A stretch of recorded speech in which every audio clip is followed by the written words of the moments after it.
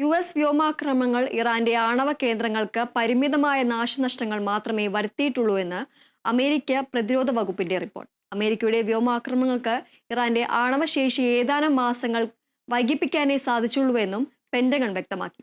ഏകദേശം 400 കിലോഗ്രാം സമ്പുഷ്ട യുറേനിയം ആക്രമണങ്ങൾക്ക് മുൻപ് തന്നെ ഇറാൻ മാറ്റിയെന്നും കണ്ടെത്തൽ ആക്രമണം നടന്ന ഫോർഡോ, നദാൻ, ഇസ്ഫഹാൻ കേന്ദ്രങ്ങളിൽ കെട്ടിടങ്ങൾ തകർന്നെങ്കിലും ആണവ അടിസ്ഥാന സൗകര്യങ്ങൾ കേടുകൂടാതിരിക്കുന്നുവെന്നും റിപ്പോർട്ടിൽ പറയുന്നു.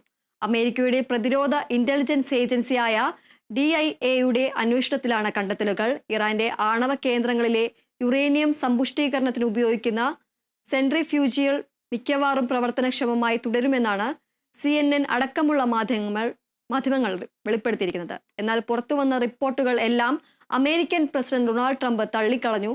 റിപ്പോർട്ട് വ്യാജ വാർത്തയാണ് എന്നാണ് അദ്ദേഹത്തിന്റെ പ്രതികരണം.